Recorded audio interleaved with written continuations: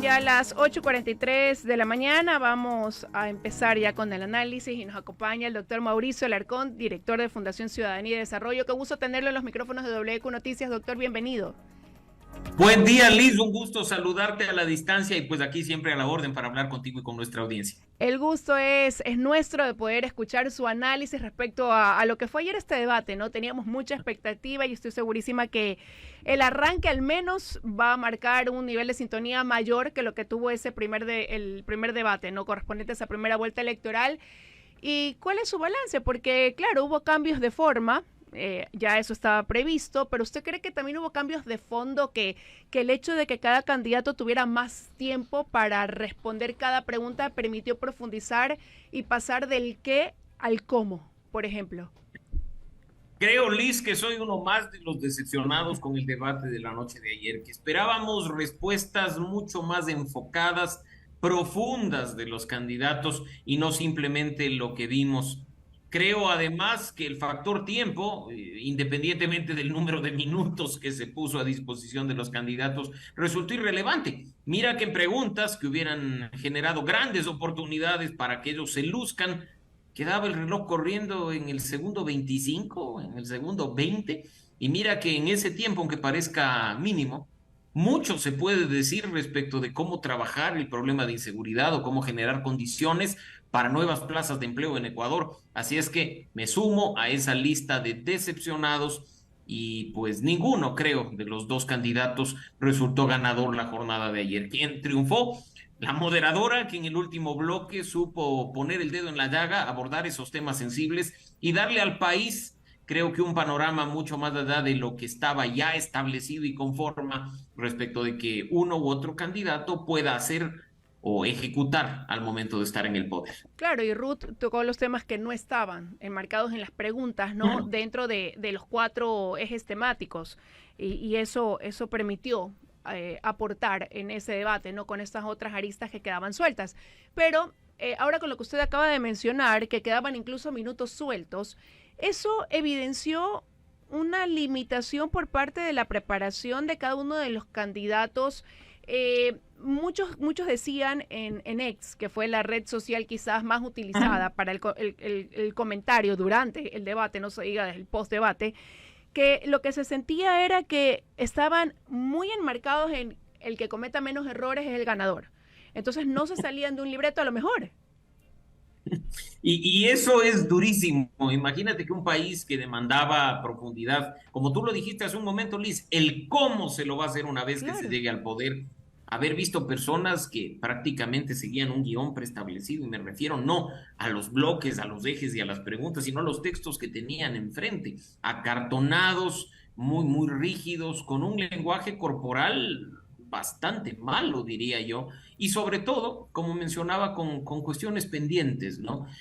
No fue sino al final que Ruth del Salto le puso algo de sal y pimienta al debate para que tenga un poco de sabor, pero incluso al inicio, y probablemente coincidamos, esas intervenciones de Noboa con sus preguntas, con sus repreguntas, que parecía iban a traer un poco de emoción, terminaron convirtiéndose en una decepción total. De nuevo, los dos candidatos sin opción de levantar cabeza, sin darle respuestas al país y sin dar respuestas puntuales y específicas a preguntas que no tenían escapatoria para ello. No, y sin querer ser irónica, doctor, la verdad es que cuántos habrán llegado a la parte final del debate que, como usted dice, quizás tuvo la parte de sal y pimienta, ¿no? Muchos yo creo que se desengancharon a lo mejor antes debido al ritmo que llevó el debate. Pero analicemos a cada uno de los candidatos. Empecemos por Daniel Noboa. Daniel Noboa fue el gran ganador de ese primer debate donde, claro, hubo 7 candidatos en su momento, donde el ataque se centró en 4 a lo mejor de los 7 y donde, como digo, él fue la gran sorpresa. Llegaba a este segundo debate con mucha expectativa porque ahora era un cara a cara y donde, claro, las miradas iban a estar sobre él y donde muchos preveían los ataques iban a estar dirigidos también, evidentemente, ¿no? Hacia él, lo que no se había visto durante todo este tiempo de campaña, cosa que tampoco no fue quizás en la medida que muchos esperaban. ¿Notó un cambio entre el primer debate y este segundo debate o más bien siguió siendo el mismo Daniel Noboa?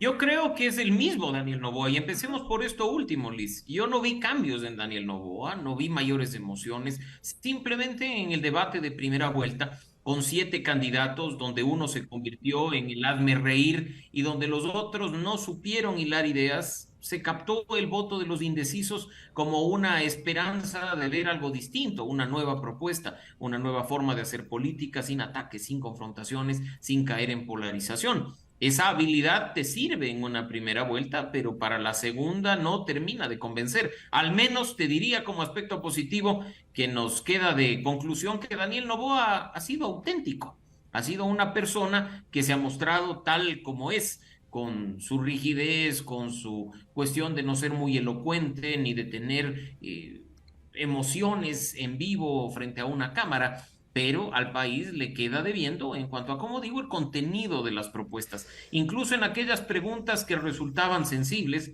como la del viaje a Rusia financiado con sus recursos, o como la que creo le generó más problemas, la de Bernardo Manzano Ujú. vinculado a las empresas del grupo Novoa, simplemente fue una salida de guión que no tuvo la respuesta que creo la mayoría de nosotros esperábamos, ¿no? Incluso diría eso, particularmente el segundo punto, va a traer consecuencias. Mira que la reelección, la reacción del exministro Serrano fue prácticamente inmediata a través de las redes sociales y no con un tweet, sino con un video. Claro. Ahora, quizás en esas repreguntas, ¿verdad? Y en la repregunta, en la contrarréplica, es donde a lo mejor se ponía de manifiesto esa astucia de cada candidato. Porque lo otro era el desarrollo ya de temas que cada uno tenía que manejar, prever esos escenarios, porque formaban parte de los puntos que se incluían dentro de cada eje temático. Pero acá era esa capacidad de improvisación y de reacción rápida porque el tiempo incluso era más corto. Ahora, pero Daniel Noboa, usted decía, no ha mostrado cambios, pero hay quienes señalan que en el primer debate, pese a haber tenido mayor número de expositores en ese entonces o de contendientes, se lo mostró más seguro, con mayor número de cifras en el manejo, con mayores precisiones, con mayor frontalidad frente a la cámara, versus el Daniel Noboa que se reflejó ayer más nervioso, menos, con una mirada menos directa a la cámara, titubeando más, con menos manejo de precisión de información. Sí, pero de todas formas, creo que lo que tú mencionas, Liz, es correcto, pero como digo, sin emociones, sin Claro. contenido, sin esa expectativa que era muy alta poder ser satisfecha, es difícil hablar de que el debate logró algo de manera positiva y propositiva para el país, tanto del un lado como el del otro. Titubeos de parte de los dos candidatos. Cifras, mira que Luisa González al parecer se preparó mucho más que para el debate de la primera vuelta. Ahora ya no bastaba con repetir una frase una y otra vez, ya lo hicimos, ya lo hicimos. Incluso le dijeron, mira, habla del futuro, de lo que se va a hacer. Y creo que en eso se llegó con éxito. Pero en general, más allá de lo que tú mencionas, Liz, y con lo que coincido perfectamente, tenemos a dos candidatos en un debate que no se prepararon para debatir, sino que se estudiaron un guión. Los dos candidatos titubeaban al momento de dar respuestas cuando éstas no estaban plasmadas en los papeles que tenían enfrente. Y yo creo que si alguien aspira a dirigir los destinos de un país que en este momento atraviesa una crisis tan fuerte como el nuestro, necesita mucho más que simplemente un guión enfrente. Por ello, es que en estos 13 días que nos restan de campaña, la discusión posterior al debate tiene que enfocarse en demandar respuestas a Noboa y a González sobre cómo se van a hacer las cosas, con qué recursos y sobre todo con qué personas.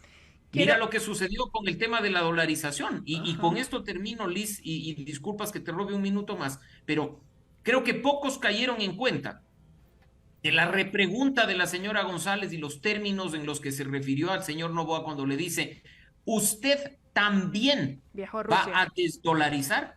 ¿Qué significa ese también? claro. ¿Usted también va a echar mano de las reservas internacionales? O sea, ayer no estábamos frente a dos propuestas diferentes en un tema tan sensible como el de la dolarización, sino en una competencia por, no sé, quién ofrece más o quién ofrece menos o quién desdolariza a más tiempo o a menor tiempo. De hecho, y abro paréntesis, ¿no? El día de hoy que la candidata González estuvo en Teleamazonas, ella dice que va a enviar como primer proyecto a la Asamblea precisamente el poder reformar la ley para poder traer esas reservas. Y al consultársele que no tiene los votos completos para poder ser aprobado ese proyecto, ella dice que bueno, que espera contar con los votos de la bancada de Daniel Noboa, porque él también está a favor de que se toquen esas reservas, aunque ese sea su plan Z, pero es algo que él también contempla, porque él también, pese a que sea el plan Z, también ha considerado si es necesario utilizar esos fondos, ¿no? Entonces... Mira, Liz, si hay una institución que los ecuatorianos defendemos a toda costa es la del dólar. No queremos que nos topen una moneda que nos ha dado estabilidad.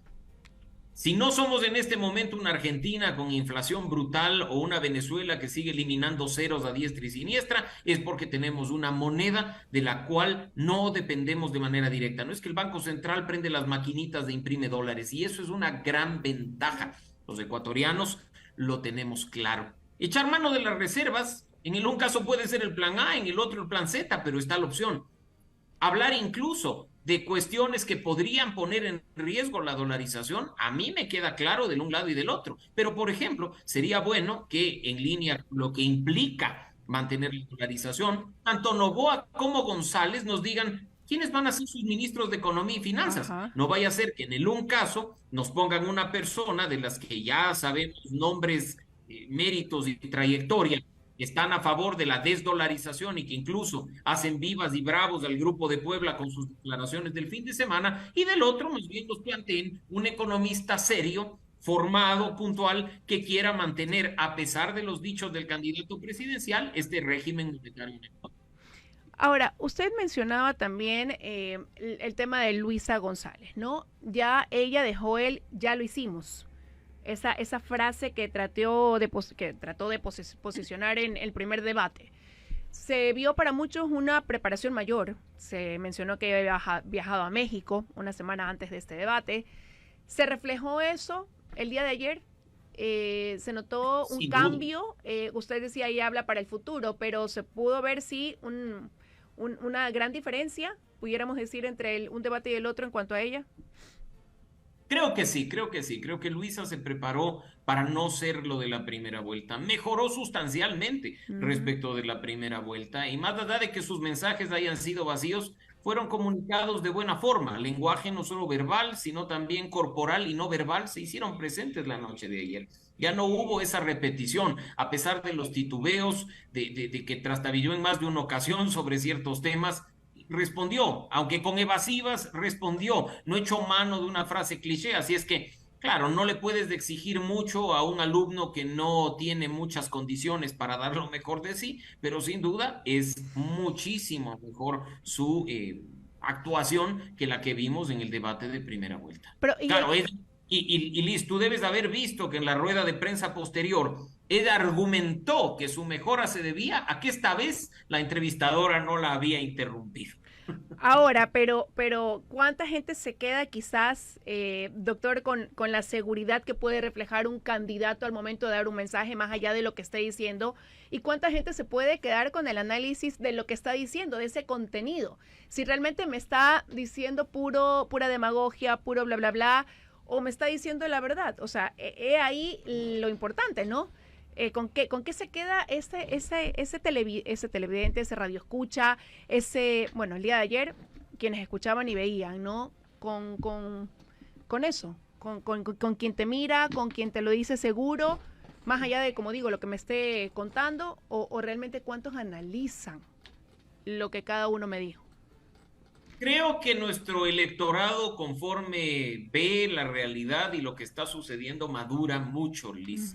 Y va en la línea de lo segundo que tú mencionabas. Acá no se trata de tener un candidato enérgico o una candidata enérgica que transmita con seguridad mentiras, demagogia o populismo. Si tú revisas, y aunque las redes sociales sean apenas una muestra de lo que es la sociedad ecuatoriana, la discusión ha sido positiva. Y no me voy a guiar por lo que trolls dicen, ganó el un lado, ganó el otro. La gente en general está comentando su decisión de decepcionarse, de bajonearse, de que ninguno de los dos candidatos le satisfizo y que por lo tanto, si vota, lo va a hacer por el menos malo, por el mal menor o para impedir que algo que ya se vivió venga o para garantizar su regreso. Un voto con corazón y con hígado más que con cabeza porque no nos la han permitido funcionar. Las propuestas estuvieron muy vacías, salvo que en los próximos 13 días, hasta que los ecuatorianos nos enfrentemos en la papeleta y rayemos la misma para entregar un voto, que tenga mucho más condumio, que tenga mucho más propuestas profundas, el cómo, el con qué y el con quién. Yo creo que una vez más los ecuatorianos acudiremos a votar con corazón y con hígado porque no nos dan otra alternativa. Un detalle, muestra de la crisis política que atraviesa Ecuador. Pero Partidos y movimientos sin estructura, candidatos deslucidos que son, entre comillas, lo que hay. Ojalá de cara a las presidenciales del 25 y las seccionales del 27, desde este lado, desde la ciudadanía, demandemos cambios profundos para tener algo mejor que lo que simplemente hay. con lo que usted acaba de mencionar el 25, eso me hace preguntarle de lo que podemos ir escuchando, ¿no? Hasta ahora, dentro de esta campaña, y más aún con lo que las 2 horas que tuvimos ayer de debate. ¿Tenemos a dos candidatos que realmente nos están ofreciendo propuestas para 18 meses o escuchamos planes que parecerían son para 4 años de gestión? ¿Para 4 o para 5 años y medio, Liz?